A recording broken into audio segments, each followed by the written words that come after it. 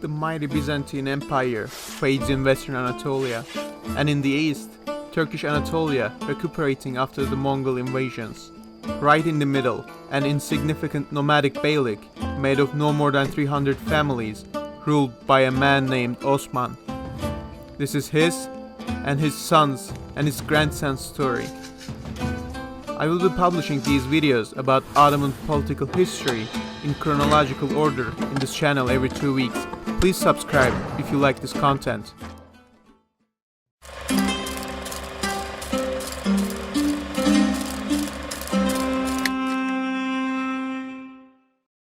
It is 1290. The leader of the Kayi tribe, Osman Gazi, died in his yurt in Söğüt. He was succeeded by his energetic, warlike son, Osman. In his first years, Osman continued his father's policy of having good relations with his neighbors. These neighbors were local Byzantine themes who were highly autonomous, and the Emperor of Constantinople had little authority over his subjects in the region.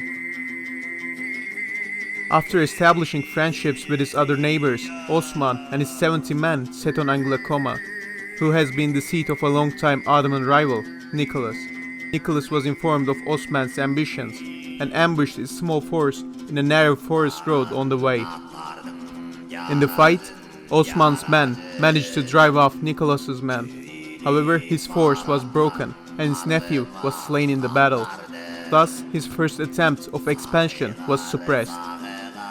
The next year, Nicholas arranged an alliance with the theme of Karacahisar and marched on Osman's yurt.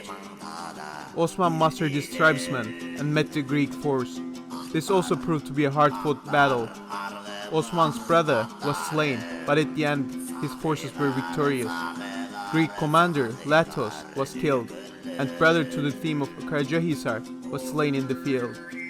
This battle is known as the Battle of İkizce in Turkish history.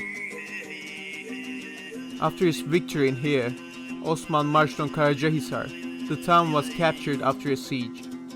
At this point, the Ottoman beylik was still under the de jure rule of the Seljuk Sultan in Konya. Osman sent a portion of the plunder taken from Karacahisar and the captured theme of the town to the Sultan. The Sultan in return promoted Osman to a bey, the equivalent of a march. Meanwhile, his friendship with the theme of Harmankaya, Michal, was becoming much more closer than anyone anticipated. Michal was a secret Muslim and a vassal of Osman in practice, though not on paper. Michal and Osman launched a joint campaign on some smaller towns to the north. All the captured territory was taken by Osman, who was effectively doubling his territory with these new gains. A short period of peace followed this campaign, as Ottomans were slowly establishing units of administration in conquered provinces. Karacahisar was made the de facto capital. Meanwhile, local themes were growing more and more wary of the growing Ottoman power. This had persuaded the theme of Belakoma, formerly friendly to Osman, to plot against him. The plot came to realization as the theme of the town was given the hand of the Lady of Yarhisar, Holofira. The plan was to invite Osman to the marriage feast and then assassinate him. However, unknown to them, Theme Michal of Harmankaya was closer to Osman than they thought. Michal informed Osman of their plot, and the two came up with a plot of their own. Osman contacted the theme of Belakoma. He informed the theme that he would be sending gifts to his city with women, and asked the marriage celebration to be held outside the city, as the Belakoma would be too small for such an event. Theme of Belakoma gladly accepted this, for he did not want to risk having Osman and his men inside his town, and was more than happy to accept the gifts. Finally, it was the marriage day. 40 women started heading to Belakoma with their gifts. Meanwhile, Osman and his men headed to the celebration grounds. When they entered the city, the guards were surprised to see that these women were more muscular and hairy than they expected. In fact, these were warriors in disguise. They took over the town garrison relatively easily and informed Osman, who was enjoying the feast. When he got the news, Osman and his men mounted their horses and left abruptly. Byzantine thieves, both suspicious and not wanting to miss their chance, also mounted and started following Osman and his men. However, this was a trap. Osman drew them right into an ambush. Suddenly, dozens of Turkish warriors appeared out of the woods and attacked the Byzantines. Byzantine force was shattered by arrows first, and then the fierce charge. Osman gained a major victory that day. The theme of Belakoma was captured with his bride, Holofira. It is said that Holofira and Osman's son, Orhan, had seen each other in the feast that day and fell in love.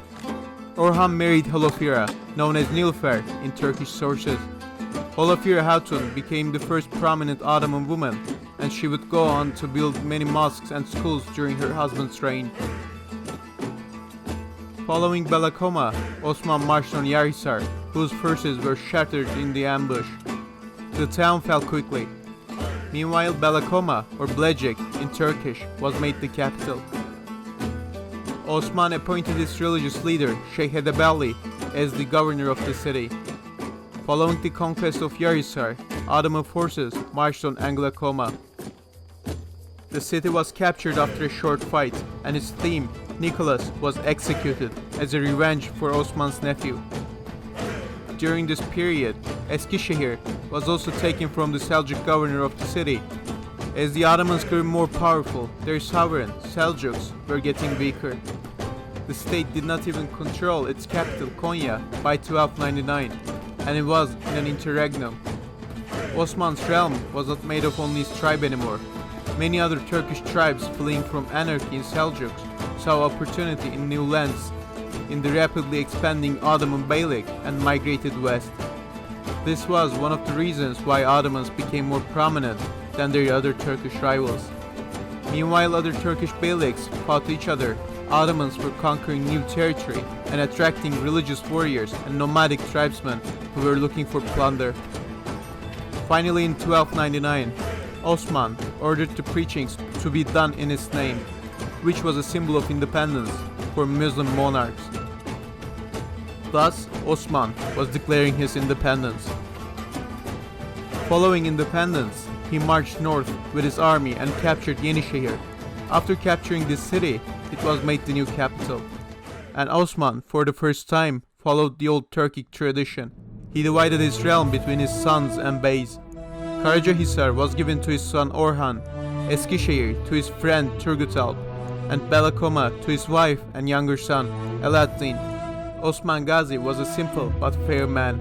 He abolished all sales tax in the regions he captured. When a man came to him suggesting to implement taxes in the markets, he got angry and scolded the man, saying that the merchants in marketplace owed him nothing, and such a tax was not an order of Allah. Osman also advocated for equality between non-Muslims and Muslims.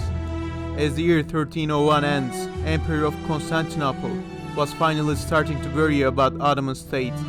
Meanwhile, Osman was ever more ambitious as he had set his eyes on Nicaea and Prusa, the largest Byzantine cities in Asia.